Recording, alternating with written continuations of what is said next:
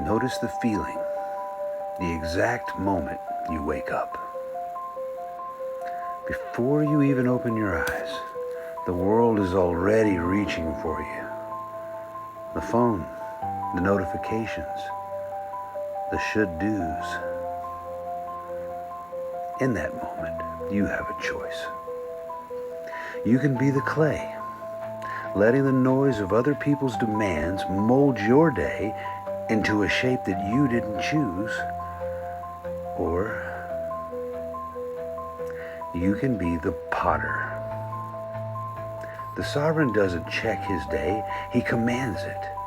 He extracts the signal from the silence before the world is allowed to speak. If you find yourself reacting more than you are building, you're not being an architect. You're a prisoner. I've released the protocol to help you reclaim that first hour, to extract the signal, to find your vitale. Make sure to look into my bio.